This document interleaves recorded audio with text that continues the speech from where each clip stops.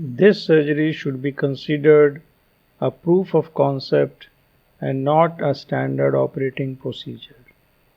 Now the question is, how small is big enough? Phaco in a small pupil.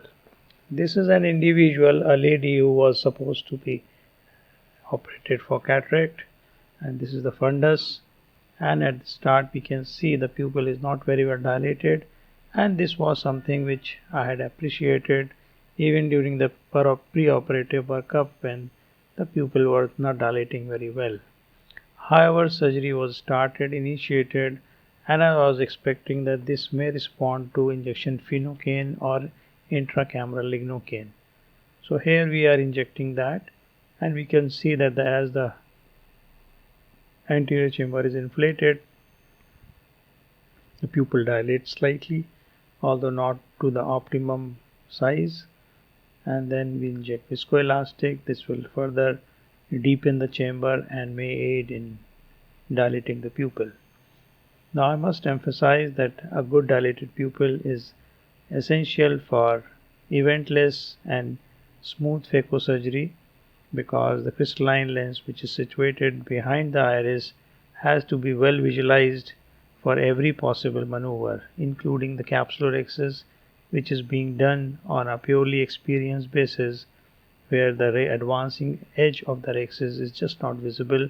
However, an adequate size of rhexis has been achieved. Now proceeding for making a side port, this again is an issue, because once the knife enters the anterior chamber, it will hit the iris. So just the tip was entered, and is this not a full size side port? And this has its own utility, as we'll see. Doing a hydrodissection, which is essentially a blind hydrodissection, but one should take care that no fluid is injected over the capsule, because it may go into through the zonules in the vitreous cavity and may be a reason to have an intraoperative stony hard eye. Hydrodissection was not very zealously done, so here we have still some of the glow being seen. The sleeve is being advanced a little bit just to make sure that there's not much of the tip which is exposed. And now this is a video which is absolutely unedited, just to emphasize all the events going on during the surgery. The incision size has been placed at the steep axis, and we have a side port incision which is tight enough, which will not allow leakage of fluid, and that is the utility of making a small side port. Going for a primary horizontal chop, and this again has to be done on palpation basis without visualization, and if one is just touching the cortical surface of the crystalline lens, one can easily enter into the subcapsular space and perform the horizontal chop, which has been done here. Similarly, rotating the nucleus requires that one has to be in contact with the lens matter and not above the capsule, which can again be learned by use with experience. Pulling out the first segment which has been chopped, and this will make our rest of the job easier by allowing to have some space in the capsular bag so as to manipulate the fragments of the nucleus easily. Catching hold of another chunk and chopping it and emulsifying it.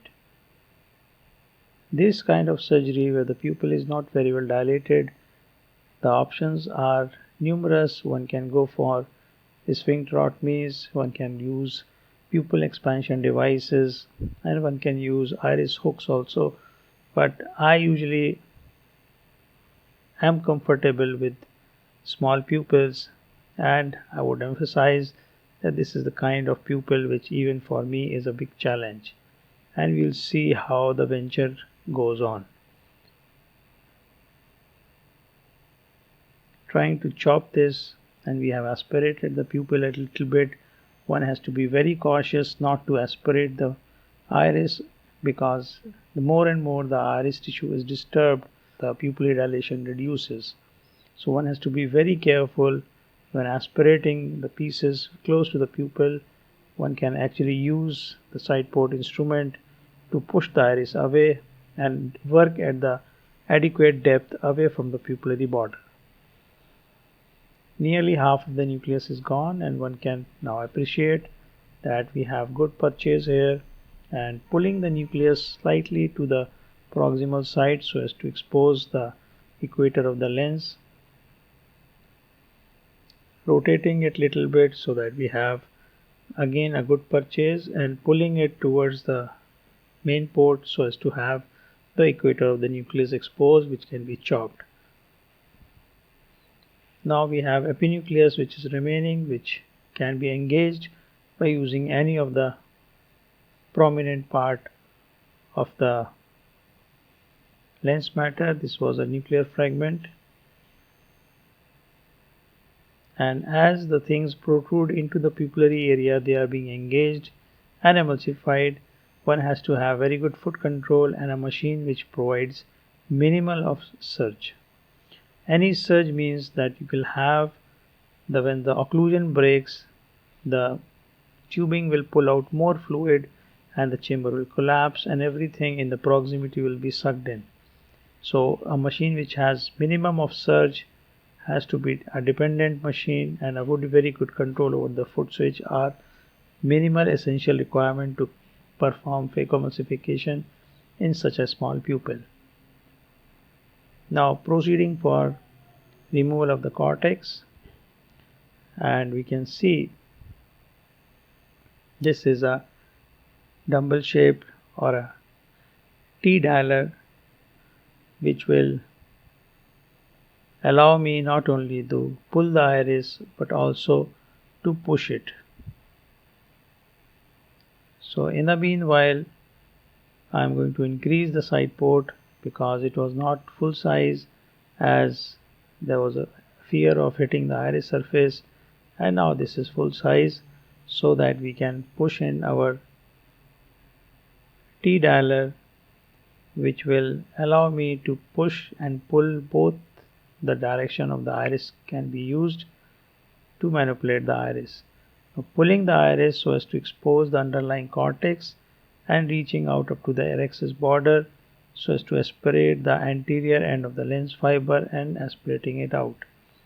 Now these maneuvers are very much bimanual, and one has to learn to manipulate the iris tissue and at the same time reach up to the cortical fiber which is exposed underneath the iris and aspirate it.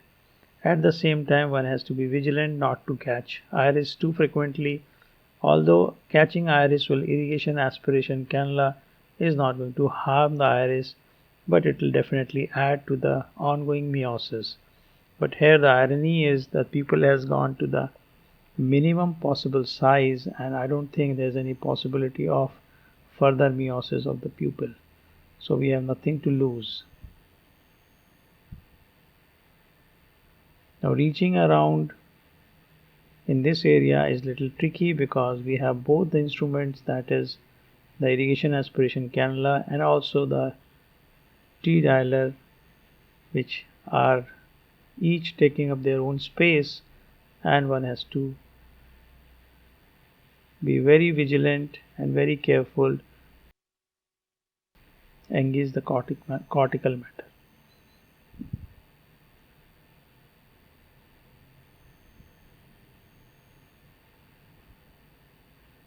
One has to verify and check if there is any cortex left behind, and this is done more on a memory basis where you already know that which are the quadrants which you have swept already. So the quadrants which are left behind, you keep on searching for the cortex there. Now the cortex has been removed to the satisfaction of the surgeon, and now repositing the iris so that it is not engaged and pulled out with a T dialer, and we can appreciate the size of the pupil.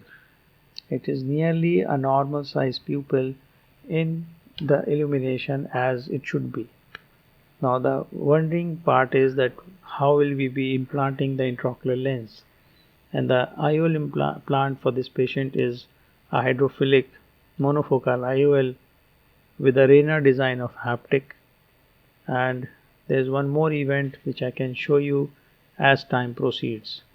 The IOL is being loaded during this period, And we can also appreciate the attempt at blinking by the patient as this surgery is being done under topical anesthesia. So it is apparent that the IOL was having an IOL power of 26 diopters, which is a thicker IOL, and so in these scenarios the cartridge also supplied may be slightly thicker, and I wanted this IOL to go inside smoothly, and because the pupil itself was very small, so I enlarged the incision so I don't have to have too many compounded problems. Using the IOL to stretch and dilate the pupil itself so that the IOL is proceeded and implanted into the bag. So one has to actually put the IOL right at the pupil so that it implants inside, and here we have a problem.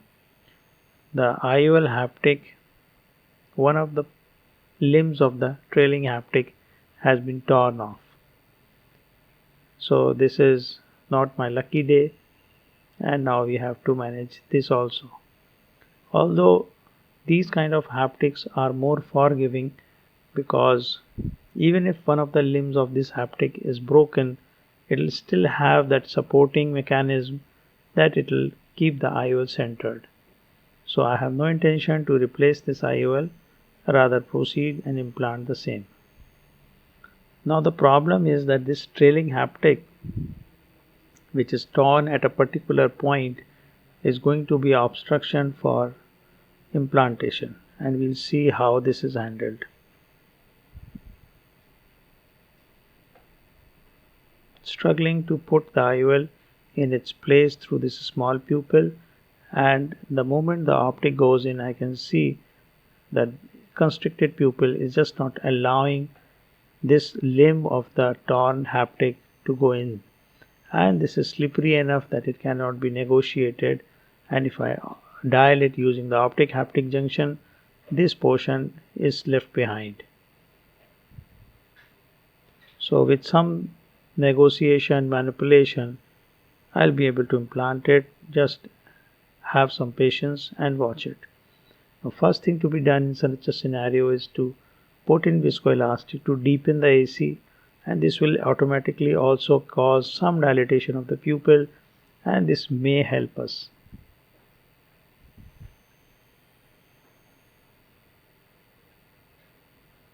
Trying to fold the haptic and also at the same time dialing it so that it goes inside, and here we can see the attempt is successful and the IOL is gone behind the iris, although I am not 100% sure that this is in the bag, but the intuition tells me that the kind of situation we have, the IOL is securely in the bag. Now because the incision has been enlarged a little bit, the iris tissue is bound to flow out with that, and that is why I have kept the IA cannula a little oblique so that it occludes both the sides of the incision. Aspirating of the viscoelastic. Old patients usually are more reactionary to the retained viscoelastic in both the terms inflammation and intraocular pressure. And I believe that this is due to the trabecular meshwork, which is not as open as a young person. So one should take care that none of the viscoelastic material is left behind, and this will be helpful in preventing post-operative rise in intraocular pressure. Forming the chamber, and if you form it too much, you can always have iris prolapse, just like the way we had, because I was trying to flush away the viscoelastic and at the same time increase the IOP. So repositing the iris and the surgery is done. This is the day 1 post-op picture, and we can appreciate it's an excellent outcome. Thank you.